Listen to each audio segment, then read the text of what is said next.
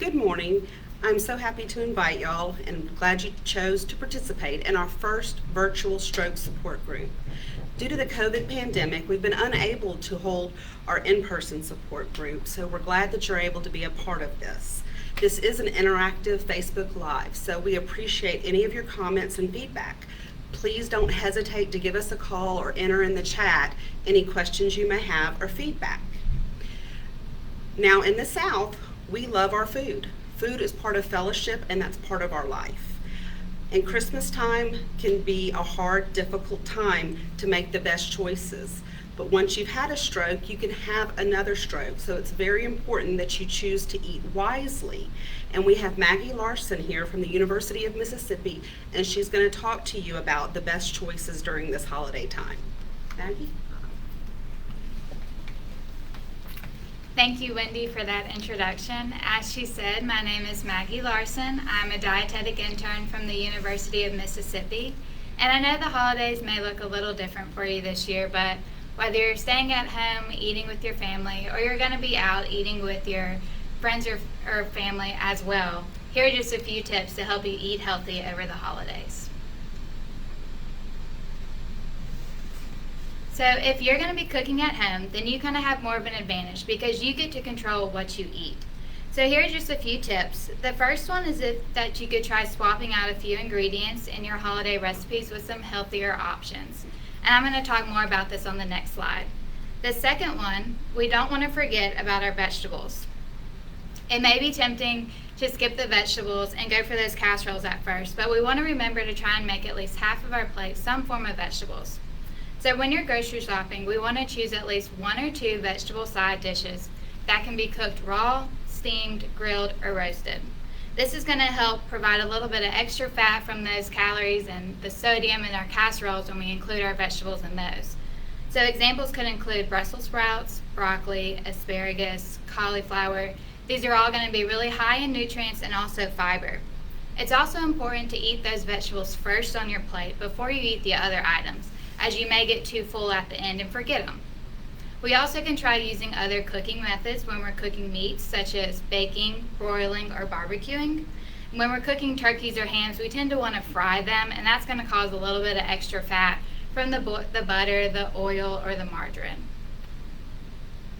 Now here are just a few examples of ways that you could use healthier alternatives in your recipes. The first one is that you could use 2 egg whites instead of 2 whole eggs to reduce the amount of dietary cholesterol. You could also use low sodium vegetable broth in your mashed potatoes instead of adding extra butter or margarine. The vegetable broth is going to help reduce that added fat from the extra butter or the margarine, but it's still going to give you that flavor as it would have before. We could also substitute applesauce for our oil, margarine, or butter in our cakes, breads, or muffins. This is another great way to reduce that extra fat. It's also going to reduce the added calories, and it's going to provide you some fiber from the applesauce. It's also going to keep your baked goods from getting dry. I've actually used applesauce before in a chocolate cake, and it turned out pretty delicious. And lastly, you could also try using low-fat or fat-free yogurt instead of sour cream or mayonnaise. This is going to reduce that extra fat, your calories, and it's also going to still provide that same quality as it would have before. So now when you're trying to plan your menu, these are just a few tips of things that you want to remember when you're going to plan your menu, plan your plate, what you're going to be eating. The American Heart Association also has a lot of great recipes if you are looking for some heart-healthy and low-fat recipes. So for the first one is protein. We want to make sure we're choosing lean protein that's about 3 to 4 ounces or about the size of a deck of playing cards. Protein is important to include because it is the building block of our muscles, it provides us energy, and it even can repair our wounds. We want to choose lean protein because it is going to be the lowest in fat. Examples include turkey, chicken. If you want to do something a little non-traditional, you could do salmon. You could also do a soup like a chili or a vegetable soup using ground turkey or chicken or low-fat ground beef. This is a great way to get those vegetables we talked about. It's also going to give you plenty of protein. So next is our side dishes. We want to make sure that we are choosing some form of vegetable, again, that can be grilled, steamed, or roasted to minimize the amount of added fat or sodium like we talked about in our casseroles. Some examples include you could do a sheet pan of broccoli, cauliflower, sweet potatoes, your choice of vegetables, and you can put it in the oven and roast it for a couple of minutes. Afterwards, you could eat it how it is, or you could toss it into a nice salad and toss it with some light salad dressing. You could do like a cranberry sauce, or top it with some nice dried fruit or pecans or almonds. That's a great way to get those vegetables that aren't going to be included in a casserole. Now, I'm not saying you have to forget about the green bean casserole or the sweet potato casserole. They're great options too. We just want to make sure we're watching how much we're getting. So our portion sizes for those are going to be about a half a scoop to 1 scoop of each. For your green bean casserole, if you are going to try and make it, you could try using like a low fat or low sodium sour cream, as well as a low fat cream of mushroom soup. Or you can try and do that fat-free Greek yogurt like we talked about for our green bean casserole. For our sweet potato casserole, you could do the same thing. You could try taking out the marshmallows and instead using like sliced pecans or sliced almonds. And be careful of how much you're putting on your plate as well. Now for our desserts, if you decide to have something, it can be simple or extravagant. It can be as simple as a nice bowl of fruit with some Greek yogurt. It could be topped with some granola, pecans or almonds as well. I know cobblers are pretty popular during the holidays. So if you want to try and make one, you could do a low fat, low sodium recipe, like I said, from the American Heart Association. If you're going to be using canned fruit, we want to make sure that you're choosing the fruit that has little to no added syrup, as this is going to add a little bit of extra sugar in our dishes. Bread pudding is another popular dessert. It can be made using low-fat milk, whole grain bread for some extra fiber. You could also use it with some unsweetened dried fruit or use fresh blueberries or strawberries. And then lastly, if you are a cookie fan, you could even do your cookies with some low-fat recipes. We just want to remember how much you eat, and the portion size is going to be about 1 cookie. Now changing gears, so if you are the guest at a holiday party, here are just some tips. So we don't want to skip meals the day of the party, as this can actually cause you to overeat because you are so hungry by the time you get there. A lot of people, I think it's kind of popular to try and save our calories for our holiday meals, but this is actually not the best way to do it. So we want to eat like it's a normal day and either have a small meal or a snack before the party so we're not so hungry by the time we get there. We also want to avoid gathering and socializing around the buffet table, as this can help prevent excessive snacking and grazing throughout the party. If it's in front of us, we're most likely going to want to eat it. Mindful eating is another important tip to remember during the holidays. When we're building our plate, we want to choose foods that you would enjoy the most. So we want to avoid the feeling like we have to try every single item on the buffet table, even if we aren't a fan of it. We want to be mindful and choose those foods that you would like the most. This is going to help prevent excessive snacking, it's going to prevent an unnecessary amount of calories, and it's going to prevent you from overeating. We also want to remember to eat slow and savor each bite so that you and your brain know when it's time to stop and when you are getting too full. If you do begin to feel like you're overeating, ask yourself, am I really enjoying this? If the question is yes, then you can continue to eat. But if it's no, then you do have the option to stop, and you can reevaluate your feelings later. This kind of goes for the same with getting a second plate. It does take your brain at least 20 minutes to register that you're too full. So if you do want a second plate, and you are still hungry and you know you are, then go ahead and get that second plate. But just be mindful of how much you're getting. And just remember, you've already had a full plate, but you're still hungry, so you just want a little bit more. Now, if you do feel like you did overeat, you may begin to feel tired. You may feel drowsy, and you may just feel the need that you need to take a nap and lay down. Some people may call this the food coma. But there is one way to avoid this, is that you could do some form of physical activity after eating to help ease that digestion process. This could be as simple as a nice walk or a bike ride around the neighborhood, or you could do like a family pickup game of soccer or some form of sport that you enjoy with your family and friends. And lastly, the holidays are definitely a stressful time, and even with everything going on right now, they may be a little more troublesome, and it may be difficult to stay on track in terms of healthy eating for anyone. So if you do eat more than you're planned, then it's okay. Don't beat yourself up about it. Don't feel guilty. Remind yourself that it's just one day and you want to enjoy it. We want you to enjoy the food that you're having, enjoy that time with your friends and family. But as soon as the holidays come to a close, we want to try and get back on track to our healthy eating as soon as we can. And now I'll open it up for questions.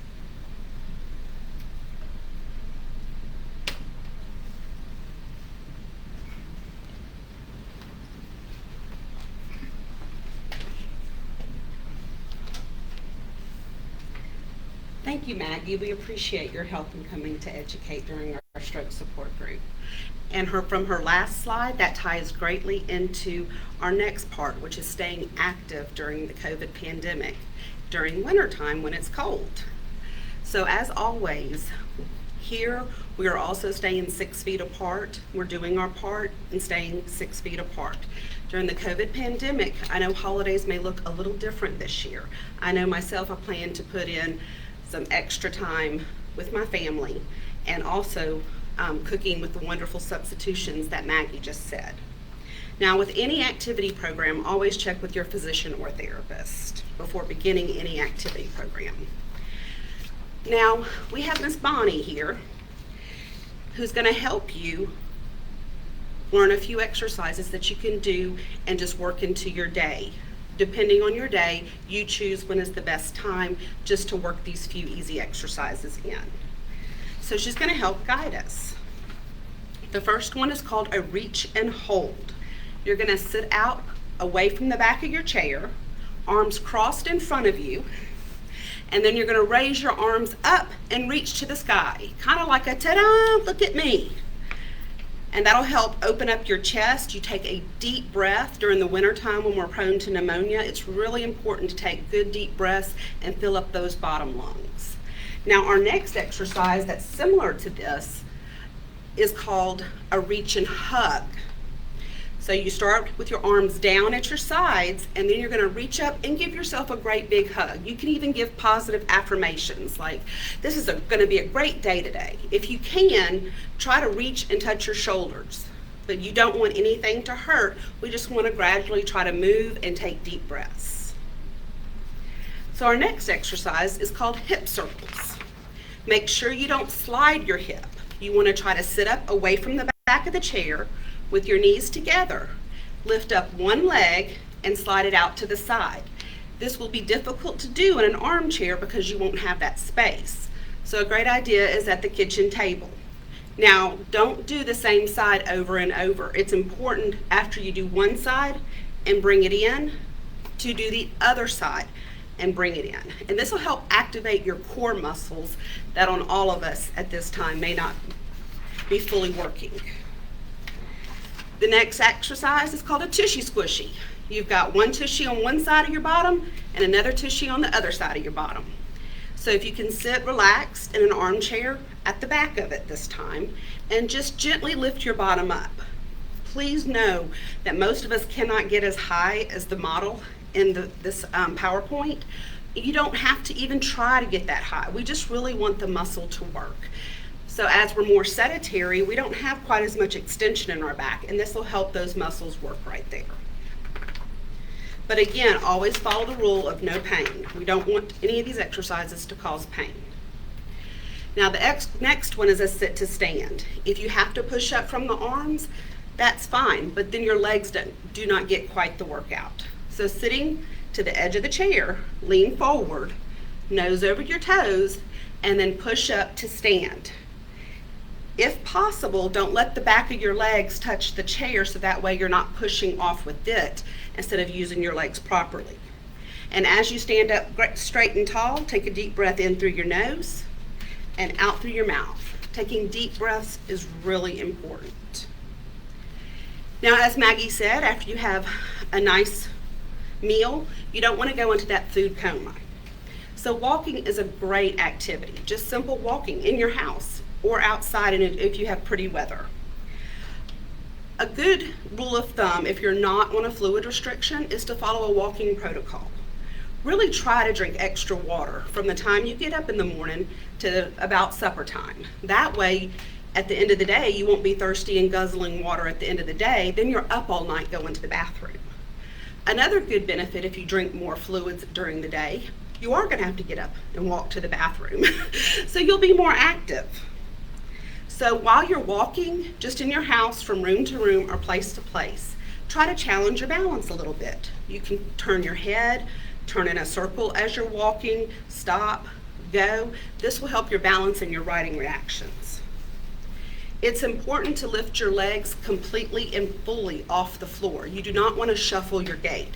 Really try to stand up tall, pull your shoulders back, and lift your legs. It's nice to really focus on a heel strike with your toes up, because a lot of people will shuffle their gait and they're going to trip on their toes on the carpet. So another good, make sure you pull up all your carpets. Those are high trip hazards. If you are using a walking device, really focus on picking up those legs, but if you're not, also try to swing your arms nice and big, and that'll help get some rotation and activate that core strength. Walking safety in the house. Always ensure you have adequate lighting in the house. Wear appropriate footwear. We call flip-flops trip-flops because they're gonna trip you up at some point. As therapists, we really don't care for trip-flops very much. And some people, when you first stand up, you get a little dizzy. So don't walk when you're dizzy. Stand up. If you get a little dizzy, take a deep breath and sit back down and try it again in a minute. Remove rugs or secure them to the floor with tape so you don't trip on them. It's really important to keep your hallways cleared and uncluttered. And keep your phone in reach. That doesn't mean when you go to the bathroom or take a shower to keep it on the other side of the sink, because if you fall in the bathtub, the phone won't be able to help you. So always keep it handy. Speaking of which, a non-slip tub is a great idea. Install grab bars. Don't be shy. There's lots of people out there and companies that can help you install grab bars. But above all, eat healthy and maintain good blood sugars. Now, stroke prevention is the key. Know when you're having a stroke. If you think you're having a stroke, at all times, please call 911 so they can get you to the emergency room the quickest.